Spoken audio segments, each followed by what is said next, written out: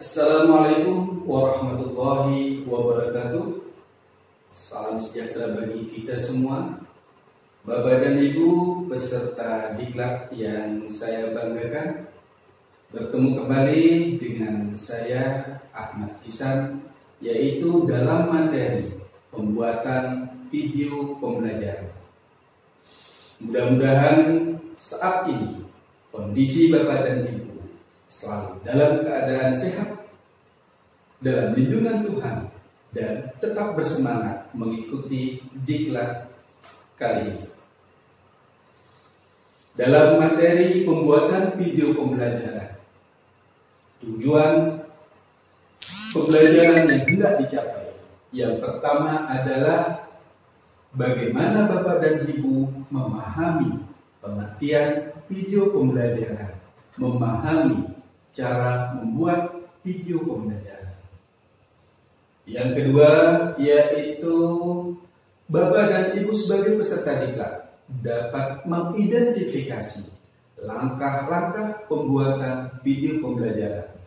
Dan yang ketiga adalah Bapak dan Ibu sebagai peserta diklat bisa atau berhasil memproduksi video pembelajaran. Itulah tujuan dari kita mempelajari materi ini. Selanjutnya, apa itu video pembelajaran? Pengertian dari video pembelajaran. Para ahli banyak sekali memberikan pengertian terhadap video pembelajaran ini. Yang dapat saya simpulkan adalah video pembelajaran adalah suatu media yang dirancang secara sistematis dengan berpedoman kepada kurikulum yang berlaku dan dalam pengembangannya mengaplikasikan prinsip-prinsip pembelajaran sehingga program tersebut memungkinkan peserta didik yaitu siswa mencermati materi pelajaran secara lebih mudah dan menarik. Itulah video pembelajaran. Bapak dan Ibu yang saya hormati, kelebihan dari media video pembelajaran cukup banyak. Namun di sini saya hanya menggambarkan atau memberikan contoh, yaitu 4 kelebihan dari video pembelajaran seperti yang Bapak Ibu lihat di tayangan ini. Yang pertama adalah efektif dan efisien. Belajar menggunakan video akan lebih efektif dalam menjelaskan suatu informasi yang bersifat abstrak dalam waktu yang singkat. Semakin sedikit durasi dari video tersebut, maka pembelajaran dapat lebih bermakna. Karena peserta atau siswa justru bisa lebih mudah memahami dengan video yang singkat. Namun mencakup seluruh informasi dibandingkan dengan video yang durasinya begitu panjang yang akan cenderung membuat bosan. Yang pertama adalah efektif dan efisien. Yang kedua, manfaat video pembelajaran yaitu adanya pengalaman baru di dalam proses belajar. Belajar menggunakan video akan memberikan pengalaman yang baru bagi siswa atau peserta. Hal tersebut karena video dapat menghadirkan sentuhan hiburan saat belajar, sehingga proses belajar tidak harus selalu menegangkan dan membosankan. Pengalaman baru akan lebih dirasakan lagi bila siswa tersebut atau peserta didik tersebut disajikan dalam video interaktif.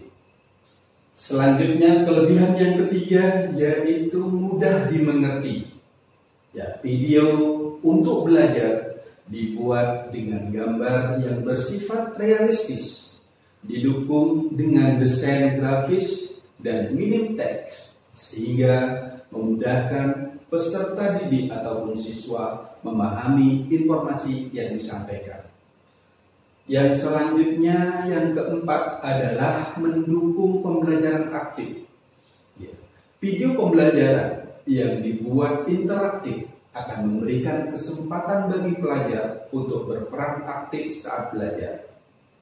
Video interaktif baru bisa berjalan apabila ada respon atau interaksi dari peserta yang menggunakannya. Tentunya dengan aktif memberikan pengalaman langsung yang tentunya akan diingat oleh peserta tersebut. Bapak dan Ibu yang berbahagia, itulah beberapa kelebihan media video pembelajaran. Dan silakan Bapak dan Ibu mencari lagi apa saja kelebihan dari memanfaatkan media video pembelajaran ini. Yang selanjutnya adalah apa saja unsur-unsur di dalam video pembelajaran. Di sini saya memberikan 4. Yang pertama adalah teks. Teks terdiri dari unit-unit bahasa dalam penggunaannya. Unit bahasa tersebut adalah merupakan unit gramatika seperti klausa atau kalimat, namun tidak pula didefinisikan berdasarkan ukuran panjang kalimatnya. Itu teks. Selanjutnya gambar atau image. Gambar ini mencakup yaitu presenter ataupun host atau orang yang menyampaikan. Gambar ini juga mencakup judul, titel atau caption. Terus gambar ini juga mencakup animasi atau background. Terus gambar ini juga mencakup dari warna, cahaya. Ini adalah gambar. Unsur video pembelajaran yang ketiga yaitu suara. Suara meliputi dialog atau percakapan, meliputi narasi seorang host ataupun pembicara, meliputi juga mungkin latar atau suara alam lingkungan atau background, atau yang biasa kita kenal mungkin background, misalkan dengan musik atau sound effect, itu suara. Yang terakhir adalah animasi. Ya, pemakaian animasi di dalam komputer mungkin telah dimulai ditemukannya software di dalam pembuatan animasi yang dapat digunakan dalam berbagai keperluan seperti melakukan ilustrasi serta membuat perubahan antara gambar satu dengan gambar berikutnya sehingga dapat berbentuk satu gabungan yang utuh, itu animasi.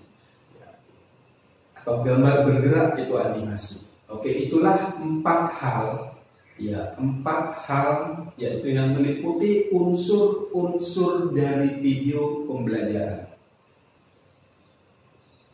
Bapak dan Ibu yang berbahagia, selanjutnya kriteria video pembelajaran.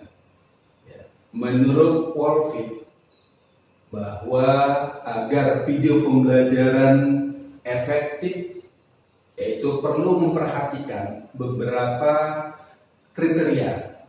Yang pertama adalah video memiliki fungsi tertentu untuk meningkatkan pengalaman pembelajaran.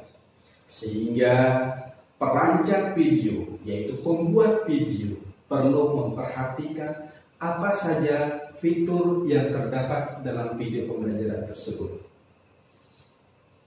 Kriteria keefektifan yang kedua adalah video dianggap efektif jika dikaitkan dengan tujuan pembelajaran. Karena ketika Bapak dan Ibu membuat sebuah video pembelajaran, harus yaitu mengarah kepada tujuan pembelajaran. Kriteria yang ketiga adalah terdapat efek pembelajaran, yang mana efek pembelajaran ini tergantung pada individu siswa, sehingga Bapak dan Ibu sebagai pengajar atau sebagai guru diperlukan sebuah strategi untuk menyampaikan dalam pembelajaran ini.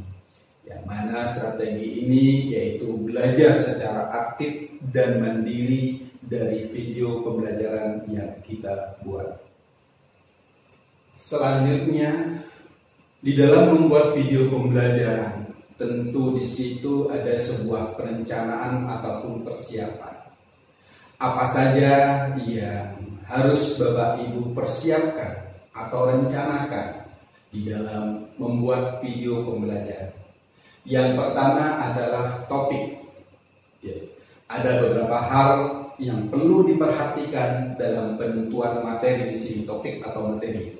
Antara lain, materi yang disampaikan dalam video pembelajaran diusahakan dalam bentuk materi yang ringan atau basic. Dalam arti juga selanjutnya memperhatikan indikator pencapaian kompetensi. Terus ketika materi tersebut begitu luas atau advance, perlu dipilah-pilah atau dipecah-pecah menjadi bagian-bagian materi yang ringan.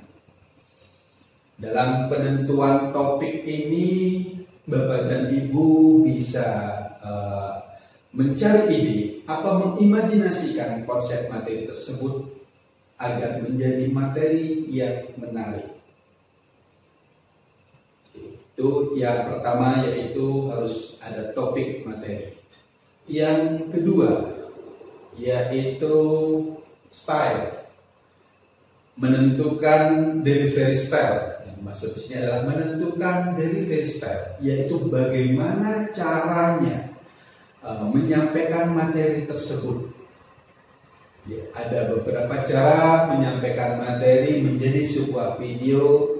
Salah satunya adalah menggunakan screencasting. Artinya yaitu dengan cara merekam layar laptop atau PC. Biasanya ketika menggunakan screencasting ini, kita membuat video tutorial. Terus cara screencasting ini cukup mudah dilakukan. Tinggal Bapak dan Ibu menyiapkan sebuah software dan merekam, menyiapkan mic. Jadilah sebuah video style, yaitu menggunakan screencasting. Dari style screencasting tadi, ada juga penambahan yang menggunakan pen table, yaitu screencasting dengan pen table. Ini adalah sebuah style, yaitu screencasting yang ditambahkan dengan menulis di layar, yaitu menggunakan pen table. Biasanya digunakan untuk menyampaikan materi yang berisi rumus-rumus seperti matematika. Terus ada juga style yang menggunakan screencasting ditambah dengan webcam. Ya, misalkan ini untuk menambahkan wajah Anda atau menambahkan wajah presenter seperti yang Bapak Ibu saksikan di video ini. Itu cara ini cukup bagus karena audiens atau peserta ataupun siswa akan melihat wajah Bapak dan Ibu. Yang selanjutnya adalah yang berkaitan dengan style adalah free recording, yang dilakukan dengan merekam kegiatan secara langsung.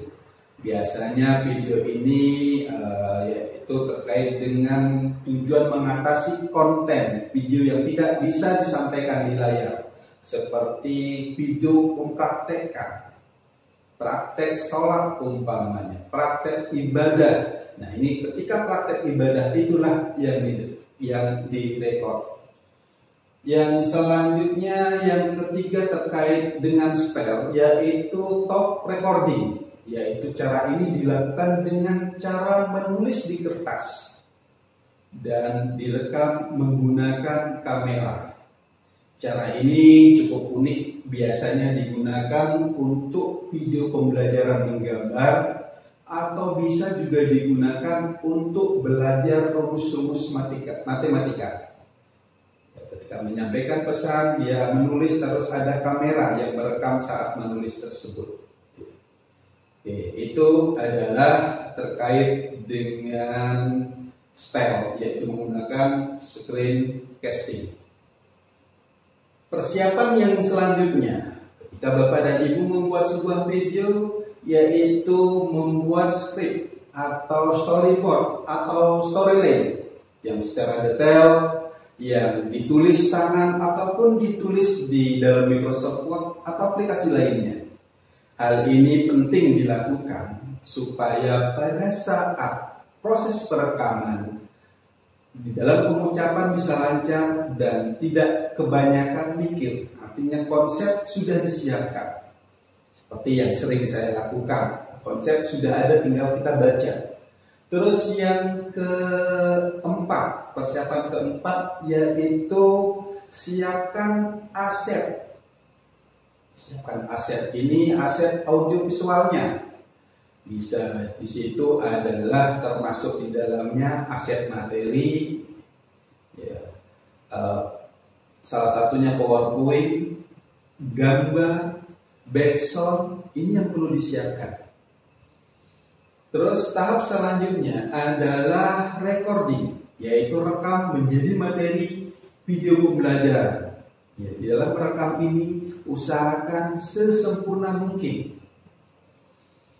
Ya, tahap selanjutnya adalah editing dan publish. Ya, di dalam editing ini, ya tentu kita memerlukan sebuah software.